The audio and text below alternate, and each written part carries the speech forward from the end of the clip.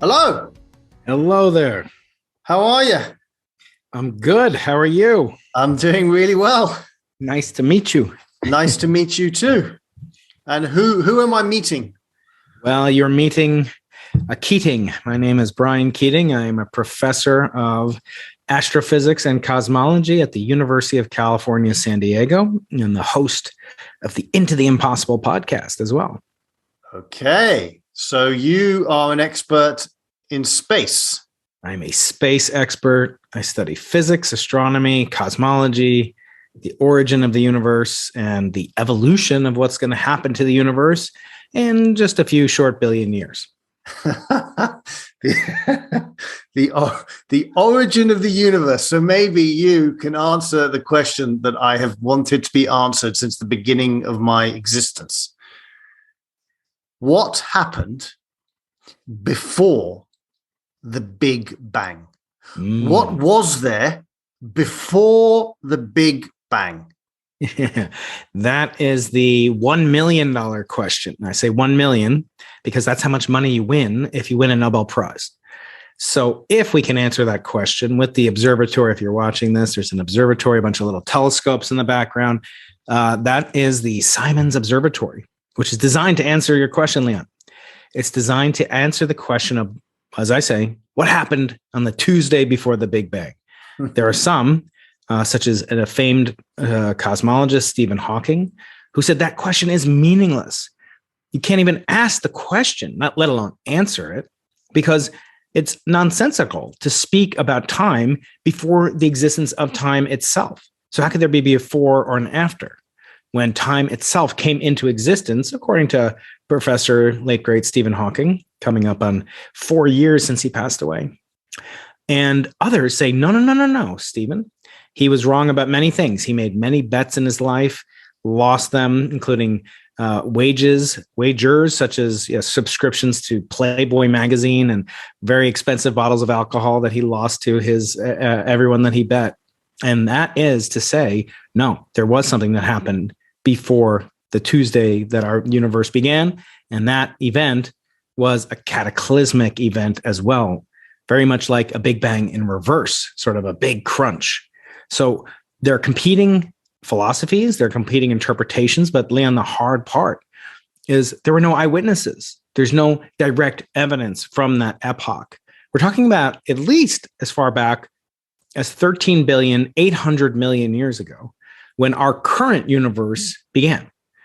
Question is, was there a universe 13,800,000,001 years before that? And that is the perhaps hottest question in all of science, in my opinion. Wow. So I'm just going to go all out here and ask you questions that I know are not answerable, but maybe they are. So what 50 trillion years ago, what was there? There may have been nothing. There may have been absolute absence of not only matter, such as protons and neutrons, and my favorite, the crouton, but there could also be an absence of time itself. And even if there was a beginning, Leon, if you think about it, imagine for 1 second, the universe did come into existence at a specific date. And you could actually, if you had a calendar at that time, you could go back and find out, oh, it was March 4th, negative 13 billion years ago, right? Let's say you could do that. But now ask the question for 1 second, how does a second proceed when time itself comes into existence? So to answer your question, first you have to define what is time, right? Because you're asking me to go back in time, perhaps before time existed. Perhaps there was a notion of time. Perhaps the universe existed and time existed too for all eternity, for an infinite amount of what we now conceive of as time. But time is very tricky. It's a very tricky quantity. It's in some sense very mysterious because there is no unified definition of time. Some say very simply, almost like a Zen koan, they say time is what a clock measures. And then what is a clock, made of? It's something that measures time. So time is change. Some people say change is related to something called entropy, which we can discuss. And some say in the absence of either one, you have an emergence of time, just as we have an emergence of temperature. If you think about it, imagine you're in a room right now. Are you in LA right now, Leon? Yes, I am. So LA is the same as San Diego. It's about 70 degrees outside, not to make people jealous, watching on the East Coast or wherever in Europe. It's about 70 degrees, beautiful sunshine, no clouds in the sky. And now you zoom in the room that you're in.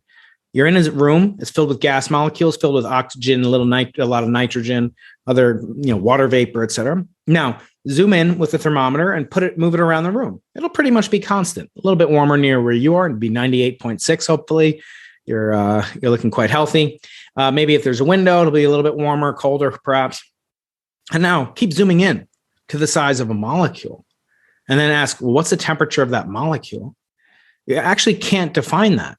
In other words, the concept of temperature is what's called emergent.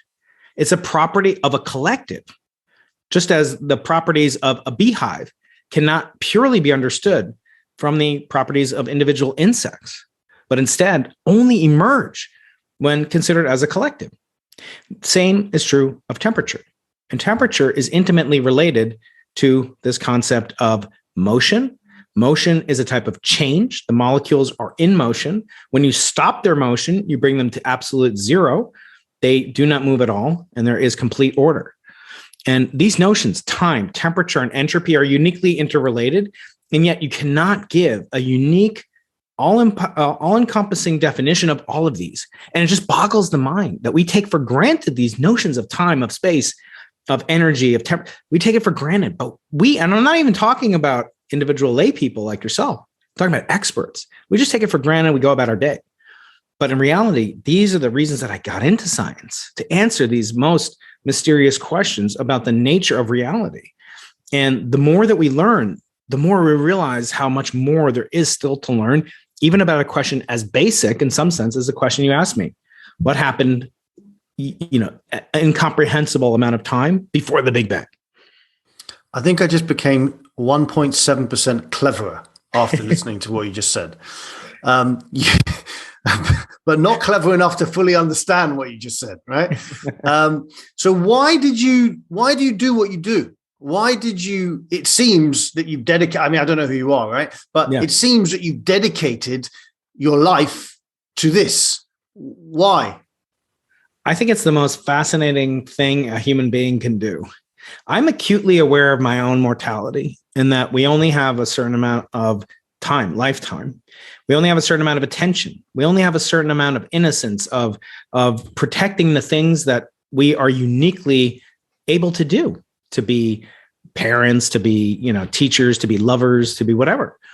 In my case, hopefully not all three at the same time, but in my case, I want to suck out of life all that it has to offer, which means exercising this 3-pound supercomputer that all of us human beings are given uniquely. Leon, it's not commonly appreciated. The name of the human species is Homo sapien. And what does Homo sapien mean? It means man who has wisdom or knowledge. But what does he have knowledge of? Obviously, women too. Women probably have more wisdom. But what do they have knowledge of? We're the only creature. Did you ever think about this? I don't know if you have any pets. I've got a couple of dogs, cats, whatever. They don't know that their life is finite. Only human beings know that life is finite. Only you and I know that we come with an expiration date. And so I've known that for a very long time. And I don't want to waste my time doing stuff that is fundamentally aberrant or taking me away from my core mission, which is to learn as much while I can, teach as much while I can as an educator, as a professor, and as a parent, not just of my biological children, which I'm blessed to have, but of ideological children, to get people as interested and curious. My YouTube channel, my motto is ABC, always be curious. Because curiosity you do with no expectation of reward. I've always been curious since I was a kid. It sounds like you were too. You asked these questions. You said, for as long as you've existed. That's a fundamental, unique aspect of human beings. I talk to a lot of biologists and neuroscientists, and sometimes on my YouTube channel, And they'll often say, the human animal, blah, blah, blah. And I'll stop them. I'm like, no, we're not an animal. We may be animated in that we can move and we can do the things that animal means, but we're intrinsically different. There's something unique about what we have, this knowledge that we hear with a perishable expiration date. So I want to make the most of it. And my vehicle to do that is to encourage and stoke the imaginative fires that come through curiosity. Wow. Do you think that we will find an energy source? This is a random question, but you seem pretty clever, so I'm going to ask you. Yeah, go Do you think that we will find an energy source that can take us to different galaxies like they do in Star Trek? I don't think the issue is energy. It's actually not an issue of energy. It's and maybe I could reinterpret your question to not mean other galaxies necessarily, because I think their mission was to go throughout our galaxy. Okay. I'll take a step back. Okay. The universe, our solar system, is comprised of 8 planets. When I was a kid, it was 9. Pluto got the boot, but nevertheless, there are 8 planets in our solar system. Our planets orbit around the sun. In our galaxy is made of 100 billion suns or more, each one with at least 8, probably thousands of planets or asteroids, planetary bodies, all of which, in some cases could have supported life potentially at some era in their existence. And therefore, the universe is quite big, but it's much bigger than our galaxy. And the problem is our galaxy is enormous. It's almost incomprehensibly big. And then you start to think, well, there's other galaxies. And related to what I study is a concept, Leon, as mind-blowing as any of that, which is that there may be other universes. We'll get into that in just a bit. So I'll reinterpret your question. Is there a possibility of human beings traversing our galaxy, going boldly where no man has gone before, a woman, right? So that is very much a possibility. That which is not forbidden in physics is mandatory. In other words, if it's not impossible, it happens somewhere, somehow. Now, there are no laws that prevent us from doing that. I've had on the famous Carl Sagan's widow. Her name is Ann Druyan, and she participated in some of Carl Sagan's exploits. And she told me a story on the interview I did with her. And it was about how she recorded her brainwaves just a few weeks after falling in love with Carl Sagan. They recorded it onto this golden disc, a record made of solid gold, affixed to a spacecraft called Pioneer. Pioneer was launched decades ago, and it flew out of our solar system. It's actually on a mission to some star right now. Now, it's not going to do the same kinds of high-resolution photographs or, dig up, parts of some planet, but it's actually the first kind of inverse meteor. Meteors. Have you ever seen a meteor there in LA? It's a little hard, but you'll see these shooting stars. Those are chunks of space rocks traveling from our solar system, impacting our atmosphere at fantastic velocities, tens of thousands of miles per hour. They slam it with such explosive force, they light up and they provide this amazing, beautiful sight. Well, human beings, for the first time, just in the last few decades, have had, in the billion years of history of Earth, are now doing invert. We're shooting out chunks of our planet into the universe, and some of them are on a voyage to the stars. So it's completely possible. Now, these don't contain people just yet, and their energy is purely chemical. Or in some cases, they have nuclear energy generators to generate electricity, but not to generate thrust. But there's nothing that impedes us from constructing a nuclear-powered rocket or an ion drive or something like that could accelerate at modest accelerations. It doesn't take, very long to accelerate to very high velocities. The problem, again, Leon, is the size of the galaxy. It is enormous. We have a galaxy that traveling at the speed of light, which no physical object can reach, would take over 100,000 years to cross it at the speed of light. And then there's a problem of, well, once you get where you want to go, you have to slow down. And unless you want to be, splattered like a bug on a windshield, you have to do so gracefully and gradually. And that takes even, maybe just as long. So you're looking at things that far exceed the human lifespan by thousands of times. And yet it's not impossible. The question is, would we want to do it? Or would we do something much more simple, which is to have this type of a situation that you and I are enjoying? In other words, a digital experience, becoming digital nomads, vagabonds, traversing the galaxy with almost all the same experiences that you and I are having right now. It would be nice to be in person. I don't know why we're not. We're close. I guess they didn't want to ruin the surprise, and you might have canceled the interview. But anyway, the point being, what is experience other than mainly chemical signals perceived by visual sensors, by touch, by hearing, and then transmuted into chemical signals that enter into your nervous system and then are perceived as physically tangible or whatever. But with the rate of progress that we're seeing right now, there's nothing that could prevent us from having a fully virtual metaverse type experience, traveling the galaxy, exploring it without ever leaving the comfort of our podcast studios. So I think that's another way to look at it. Is it the same if your body doesn't go with you? Well, what is your body if not a chemical sensory processing kind of a center attached to this 3-pound supercomputer that no human being can ever replicate? So I ask you, would you take that, or would you take the possibility of having to be cryogenically suspended for 100,000 years at the minimum, and then hopefully reawakened on another planet? I don't know. I would take probably the former one. Well, I would certainly watch the like metaverse version of it, right? I mean, that would just be beyond incredible. I mean, are you really saying that that's possible? That you could put, again, this is a very crude way of saying it, right? But you could put a camera on a rocket ship, send it somewhere, and that camera would work 50 trillion miles away.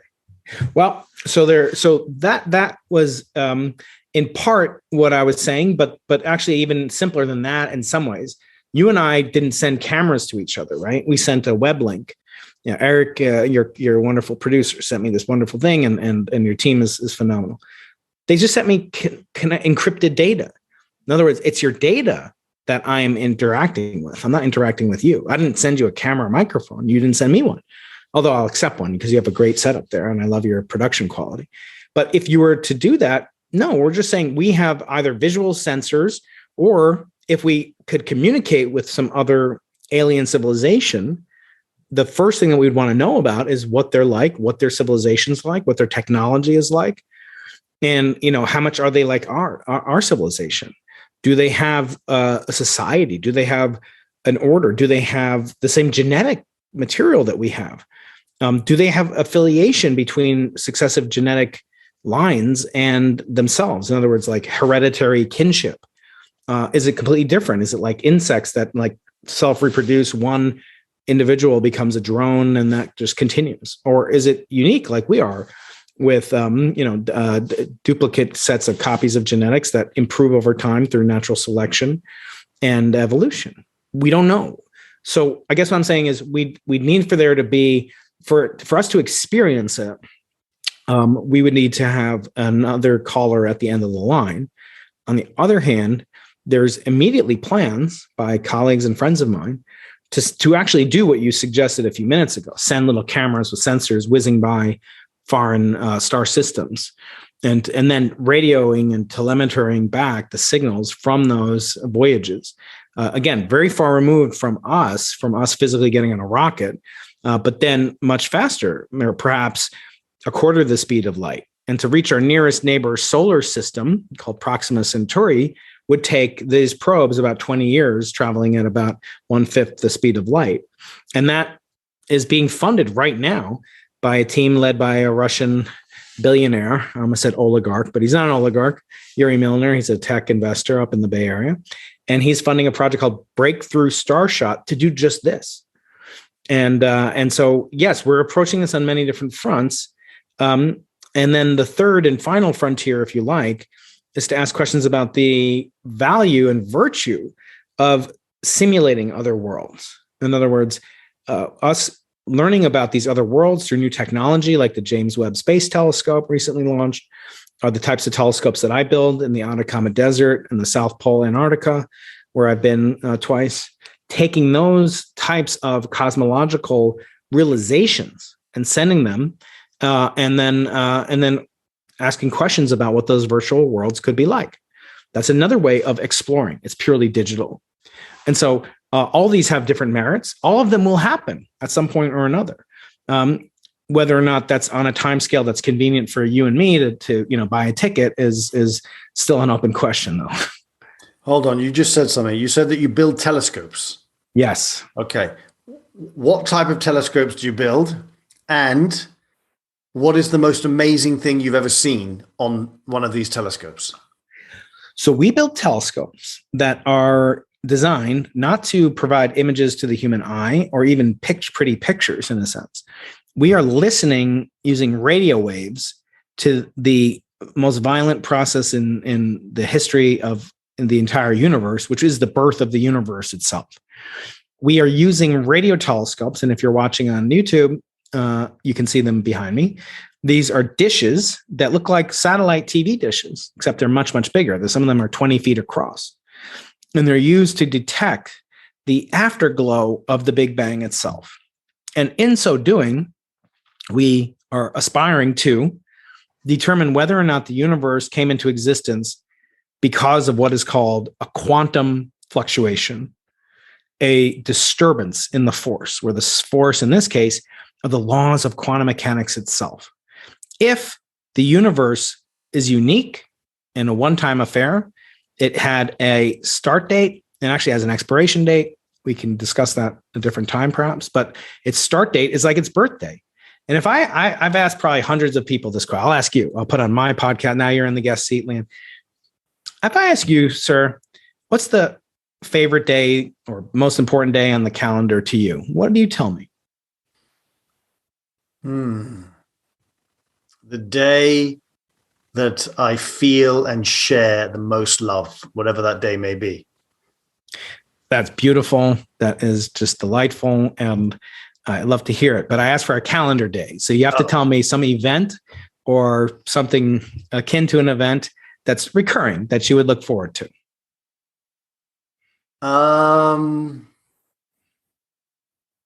January the 1st. Okay, very good, very good.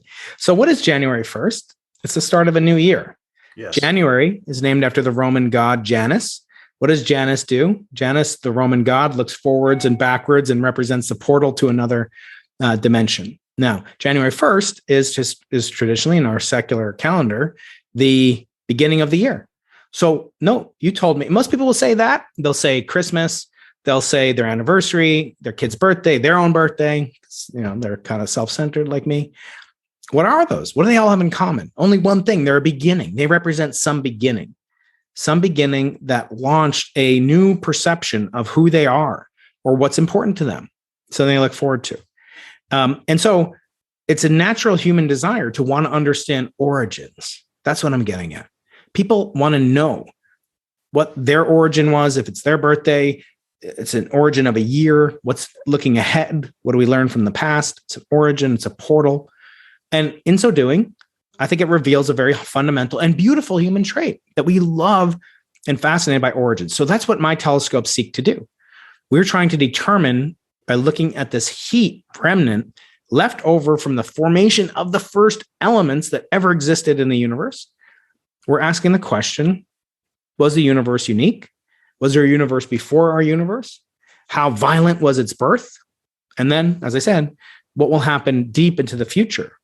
Along with other questions, such as what is the universe made of predominantly? We don't know. We don't know 95% of what makes up our universe. We know that the universe has a certain amount of energy. Einstein's famous theory and equation, E equals mc squared, says for any amount of energy, you can equate it to a mass, the m, times the speed of light squared. We don't know what 95% of that E is. And in the mass m term, we don't know 80% of what the mass is. And yet we confidently predict things like the age of the universe. We know that. We know how fast the universe is expanding. We know what it's made of in terms of the ordinary matter that we're made up of. And yet there are all these mysteries that we don't know about. And so these telescopes are designed to take the first and oldest light in the universe, which is now in the form of a heat or radio wave called a microwave background. We're using that to discern the imprimatur of the very first fingerprints of creation. And we're hoping to have this deployed in Chile by the end of 2024. And currently, we have a project that we are now sort of competing against, but it was a project that I started a long time ago when I was in LA at Caltech, and that's called BICEP, and that's at the South Pole in Antarctica. And we actually claimed we did discover the origin of the universe on St. Patrick's Day, 2014. And I wrote a book about it, and it's called Losing the Nobel Prize.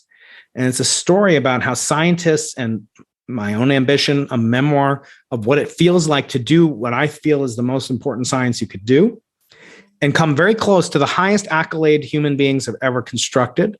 It's called the Nobel Prize, and come up short for reasons that are related to the fact that human beings are who the people that do science. People think science is done by robots or automatons or whatever. No, despite the stereotypes to the contrary, there's a famous joke, Leon, I don't know if you've heard it, but, how do you know a scientist is outgoing? Well, he looks at your shoes when he talks to you. And that's, has some validity, as a lot of jokes do. But in this case, it is really undermining the fact that we who do science are also human beings, and we have desires and biases and prejudices and goals and wonder and curiosity, everything that's good about children and their wonderment, but also everything that's bad. Children, I've got a few children, and, they're wonderful. They're inquisitive, they're curious, they're imaginative, they're playful, they're delightful. They don't play well with others. They're jealous, they're petty. They take their ball and go home. You got to realize that people are intrinsically like Janice, two sides. They have a good side, they have a bad side. And some of those things can come to play, as they did for me in this story that I tell in Losing the Nobel Prize. How did we come to understand what we need to do better next time? And that, in this case, is to build an instrument that can see what we want to say, but also see some of the things we don't want to see and separate those things out. So those are the types of telescopes that I built. They are sensitive to invisible signals, not visible light, and they can be uniquely probative of the properties that led to the universe as we observe it today. So what is the oldest thing you've seen or heard?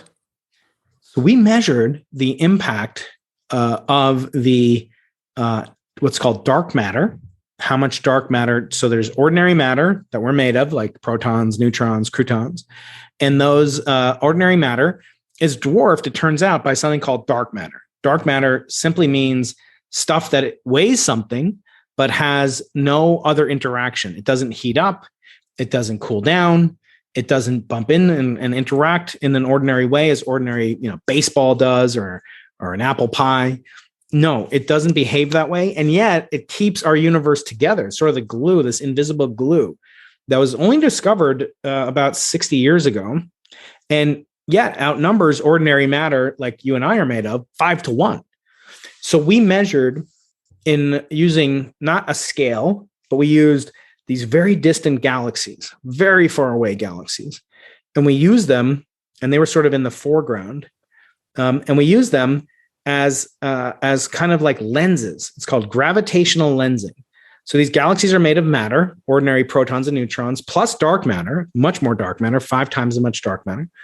And then they act to bend the path of light as light travels from the early universe, this cosmic microwave background, the most ancient light in the universe.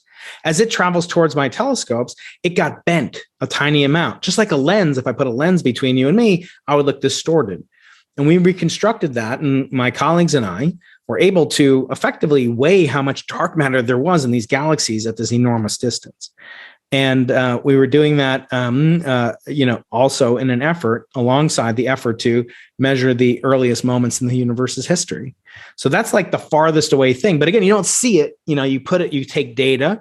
It's in the form of radio waves. It gets collected by sensors. And then those, it's just like you don't see Wi-Fi in your, flying through your house. that's there. You can make an image of it. You could make a picture of how the Wi-Fi is hotter near your router and less hot near the, less bright near the window or something like that. We do that, but using the whole sky. And then we look and drill down into where these different galaxies are, and we measured how much dark matter there was towards those galaxies. It was quite an amazing discovery. Wow, 2.6% cleverer now. Yeah. I still didn't fully understand what you were saying, but I got some of it. So the question that I'm sure you get all the time, that is unprovable as we stand here now, but I have to ask it. Are we alone? I'm in a minority of scientists that I believe we are alone. And I should make it very clear that I am a minority. Most scientists think not only is there life, there's intelligent life, there's technological life, et cetera, et cetera. But I'm a simple person in some ways, and I like to say, I want to see the evidence. I want to see the data for it. And that's when they'll admit there is no data, there is no proof, there is no evidence for any other life form from the most, enormous kind of city building, intelligent technological life, broadcasting laser beams throughout the galaxy, or, Captain Kirk and Mr. Spock traveling around on the Enterprise. There's no evidence of that. But more than that, there's no evidence of even some slime mold, something that you might find on the piece of cheese or something. There's no evidence of that, let alone, things with huge prosthetic foreheads. Now, lack of evidence doesn't mean lack of existence. It could be that there are no other life forms, or it could be the universe is so big. As I said, traveling at the speed of light, it will take you 4 years to get to our nearest neighbor solar system, which has some planets in it.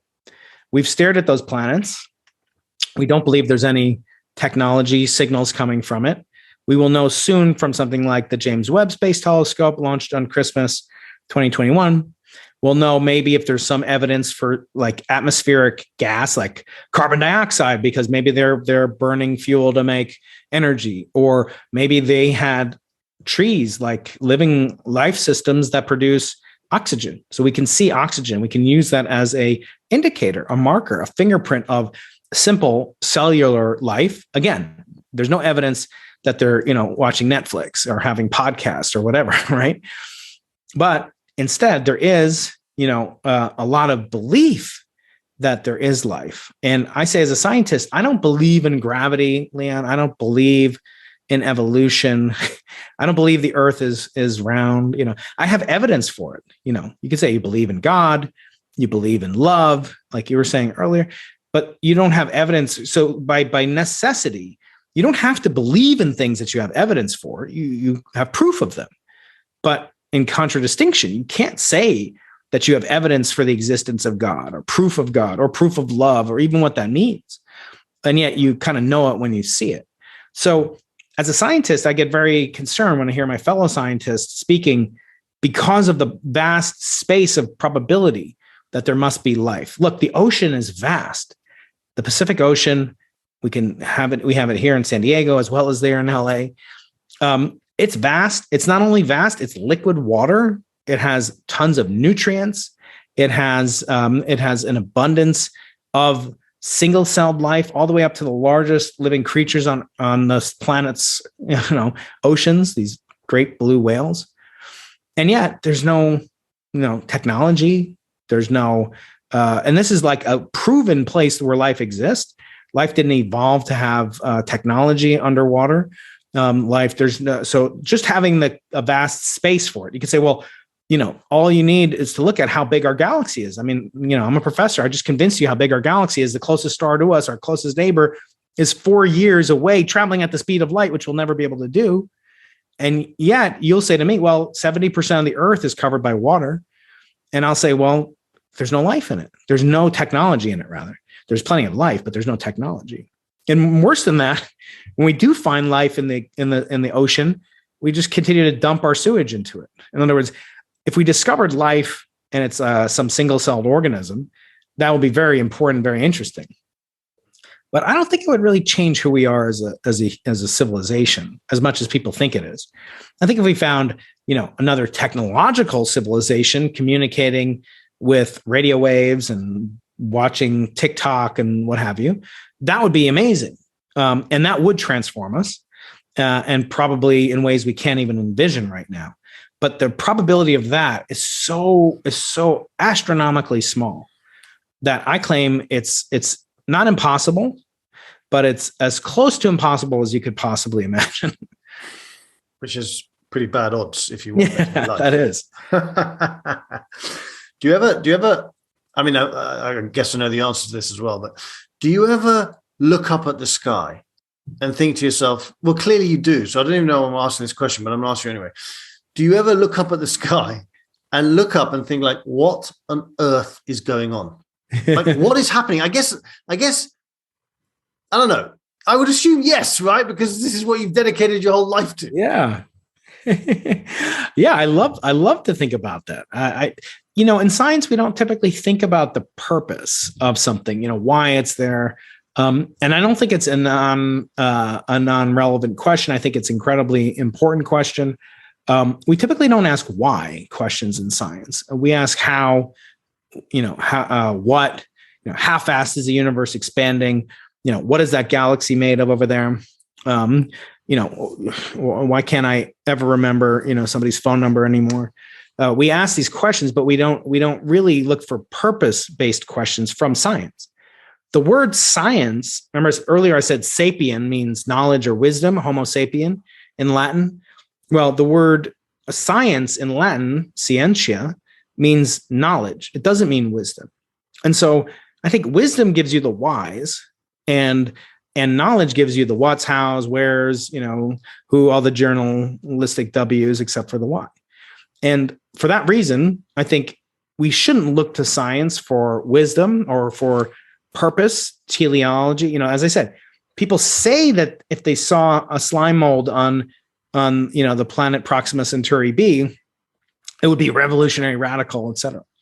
I see no evidence for that. Again, the way that not only that humans treat the ocean or treat the white rhinoceros or whatever, but the way that human beings treat other human beings. We're talking in a time, for the archives, if this is viewed years from now or listened to years from now, it's during the Russian invasion of Ukraine of 2022. Well, it's not the first time Russia and Ukraine, suffered tremendous bloodshed caused primarily by the Soviet Union at the time. But the Ukrainian genocide, 8 million Ukrainians, these are human beings like you and me, exactly like you and me, murdered, killed by other human beings. The Holocaust, another 6 million people targeted systematically. That's not like, oh, well, we burned down a rainforest, living organ as evil, as that could be perceived. No, this is the true paragon of evil, that we kill each other. We kill the only known, sentient beings of pure consciousness. Again, Homo sapien. We know that we know that we're the only ones that know. Our cats don't know. A cow doesn't know. A Brazilian hardwood tree doesn't know. We're unique, and we destroy each other. It's awful. And so, I think it's important to look at it as in context. It's incredibly important to do it, and I'm inspired by my colleagues who study the search for life in the universe. I don't see any evidence for its current existence, and even in the most primitive state, I don't see further evidence for it being technological, obviously. And 3, I wonder about how we would treat the inhabitants or other entities that would exist in the universe simply based on, as they say, past performance is not a guarantee of future, returns. But I think in a human being's case, we're a mixed bag.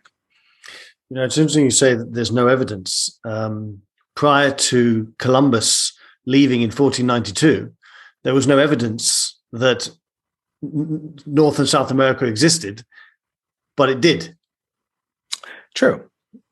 I mean, people say, "Oh, there's no evidence." I was afraid you were going to say that the Earth was round, but there was plenty of evidence for the Earth being round. But no, you're right. And people say, "Oh, Columbus discovered America," but of course there were like natives watching him discover them, right? Sure. So they existed. Now it's true. Antarctica has no inhabitants on it. So it truly was discovered in the heroic age of discovery of the late 1800s and early 1900s. It was spotted only 120 years ago by ship. And the South Pole, where my telescopes are located, that I built originally, a bicep telescope, that wasn't reached until 110 years ago. In other words, it was reached in my great grandparents' lifetime. It wasn't like Columbus or something like that.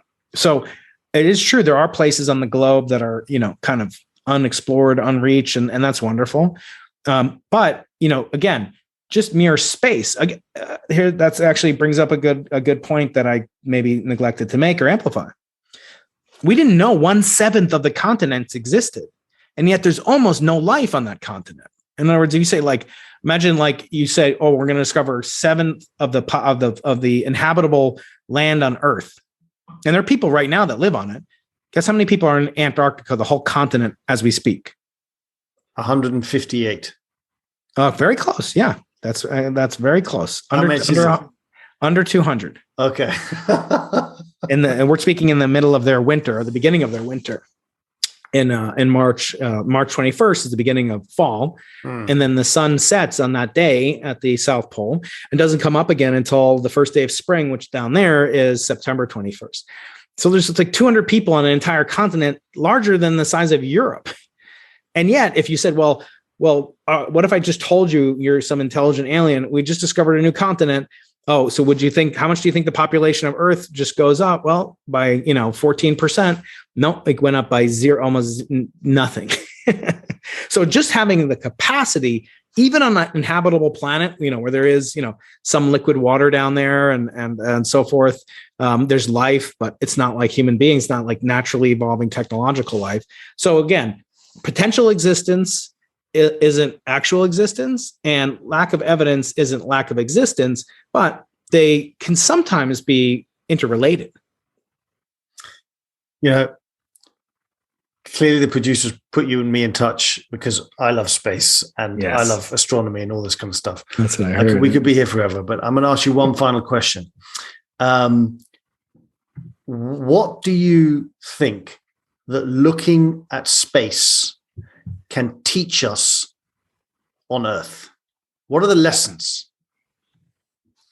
I think that looking into space can teach us about the fragility and the beauty of life, and that it doesn't have to be this way. And you could either take that as a, kind of maybe motivation. Again, it can't be perceived as evidence for God, but if you are spiritually inclined, you could say, look, we could be, as many of the preponderance of animal life form. Again, I don't like that word, but when it applies to human beings, but let's just use it.